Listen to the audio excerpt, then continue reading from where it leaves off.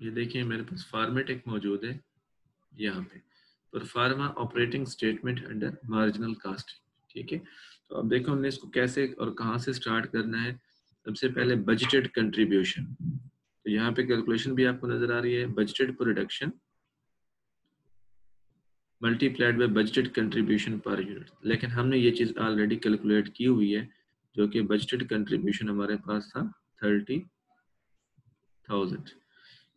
दो चीज़ें रह गई हैं जो हमने अभी कैलकुलेट नहीं की, सेल्स के वेरिएंसेस, सेल्स वॉल्यूम और सेल्स प्राइस वेरिएंस, ये भी हम कैलकुलेट करते हैं। ठीक है, अच्छा उसके बाद हमने ये दोनों वेरिएंसेस यहाँ पर लिखने हैं सेल्स के रिलेटेड, लेकिन जो हमने अभी कैलकुलेट किया हुआ डाटा वो हम लिख लेते हैं। मटेरियल का प्राइस वेरिएंस, देखिए ये हमारे पास फेवरेबल है या एडवर्स है। मटेरियल के जो हमारे पास वेरिएंसेस हैं, जो मटेरियल का प्राइस वेरिएंस है 1643 फेवरेबल है। मैं ये इसको इधर लिख रहा हूँ 1643।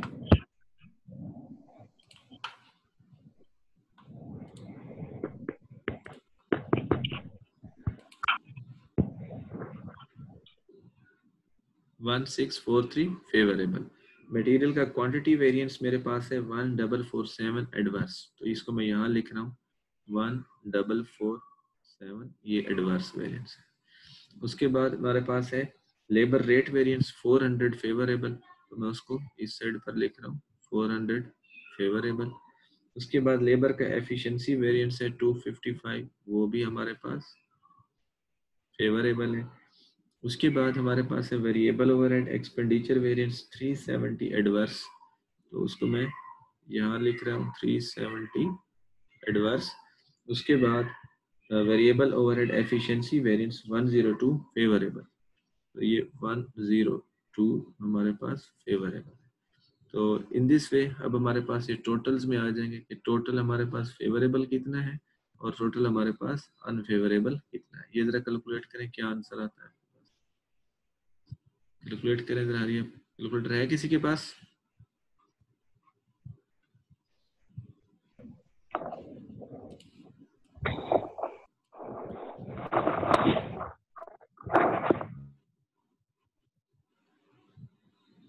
सर 2400 आता है favourable.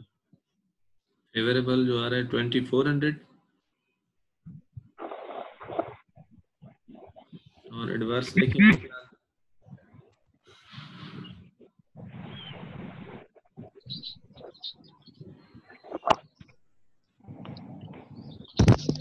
One eight one seven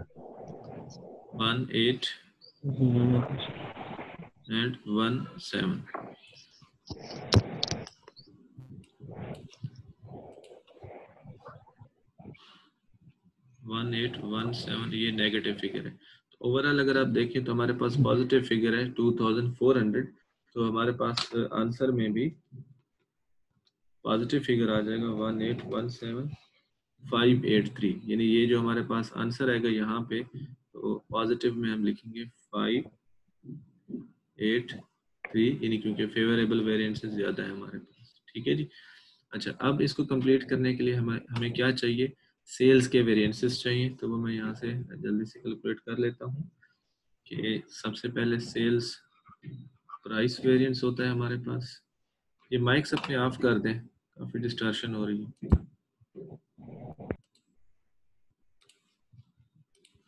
sale price variance है, तो सेल प्राइस वेरिएंस में हम क्या लिखते हैं, actual quantity sold into actual price, then actual quantity sold into standard sale price. ठीक है, अब एक्चुअल क्वांटिटी हमने कितना सेल आउट की 49,700, और एक्चुअल सेल जो थी हमारे पास पर यूनिट सेल प्राइस जो थी वो गिवन नहीं थी, लेकिन टोटल गिवन था 96,480। ये हमारी टोटल जो सेल्स रेवेन्यू, हमें पर मील प्राइस पता नहीं है, डिवाइड करके फाइंड कर सकते हैं। Any of 49,700 budgeted sale price हमें पर यूनिट के हिसाब से गिवन थी, जो कि हमारे पास थी 1.99। याद है ये आपको 1.99। ठीक है, जब आप इसे मल्टीप्लाई करते हैं 49,700 इंटू 1.99, ये हमारे पास आ जाता है 98,903। 98,903।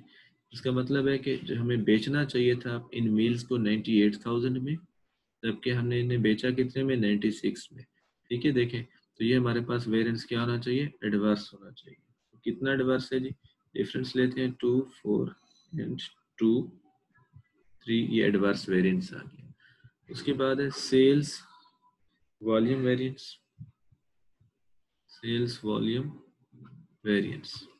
तो इसका हमारे पास जो फार्मूला था, अब ये ध्यान में रखिएगा, अंडर मार्जिनल कास्टिंग है। हमने ये बातें पिछले लेक्चर्स में की थी। मार्जिनल कास्टिंग हो या एब्जॉर्प्शन कास्टिंग हो, सेल्स प्राइस का सेम रहता है, वॉल्यूम में जो वॉल्यूम वेरिएंस की कैलकुलेशन है उसमें थोड़ा चेंजेस आ जाते हैं। तो सेल्स वॉल्यूम वेरिएंस में हम क्या लिखेंगे, actual quantity sold into standard contribution margin per unit, और फिर अगेन यहाँ लिखेंगे budgeted quantity into standard contribution margin per unit. अब अगर यहाँ पे एब्जॉर्प्शन कास्टिंग होता तो लिखते standard profit per unit, standard profit contribution margin ना लिखते। ठीक है, तो उसके बाद अब एक्चुअल क्वांटिटी यहाँ पर तो वही वैल्यूज आ जाएंगी इंटू 1.99, ये हमारे पास आ गया 98,903। बजटेड क्वांटिटी जो हमने सेल आउट करना थी वो हमारे पास 50,000 यूनिट्स, 1.99 से मल्टीप्लाई किया, ये हमारे पास आंसर आ गया। एक मिनट, हमारे पास जो सेल प्राइस थी वो यही थी ना, कंफ्यूजन ना हो जाए, इसको चेक कर लेते हैं अभी। हाँ जी, स्टैंडर्ड सेलिंग प्राइस जो, सॉरी एक बात मैंने यहाँ पे लिख तो कंट्रीब्यूशन मार्जिन किया है, बिल्कुल ठीक है, फार्मूला हमने लिखा स्टैंडर्ड कंट्रीब्यूशन मार्जिन, लेकिन मैंने यहाँ पे जो वैल्यू लिखी 1.99, ये स्टैंडर्ड सेल प्राइस है। ठीक है, यहाँ पे इससे मल्टीप्लाई नहीं करना, कीप इन योर माइंड। मैंने जैसे जैसे मैं मुझे ये स्किप हो गया था, तो आपने इस चीज़ को ख्याल रखना है। ठीक है, तो हमारे पास जो स्टैंडर्ड कंट्रीब्यूशन पर यूनिट है वो कितना है, यहाँ पे आप देख सकते हैं, हमने कैलकुलेट भी किया था। Standard contribution margin per unit वो है 0.60। ये आप गौर से देखें, ये यहाँ पे पॉइंट्स को भूलना नहीं है। ठीक है, sale price minus variable cost, तो हमारे पास स्टैंडर्ड कंट्रीब्यूशन मार्जिन। ठीक है जी, क्लियर, ये पॉइंट भूलना नहीं है।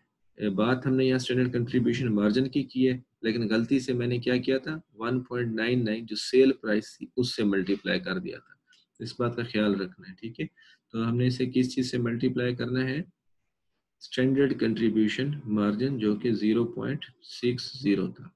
इसको मैं यहाँ दोबारा भी कैलकुलेट कर लेता हूँ। 1.99 सेल प्राइस थी हमारे पास, और वेरिएबल कास्ट जो थी 1.39 थी, जो स्टैंडर्ड वाली थी। ये हमारे पास जो आंसर आ रहा था 0.60, ये क्या था, कंट्रीब्यूशन मार्जिन था। ठीक है, पर यूनिट। उसके बाद हमने अगेन इसको मल्टीप्लाई किया इसे, तो अब देखिए हमारे पास क्या आंसर आता है। इसको मल्टीप्लाई किया तो ये तो हमारे पास आ गया 30,000। ठीक है जी, अब इसको मल्टीप्लाई करते हैं तो ये हमारे पास आ जाता है 29,820।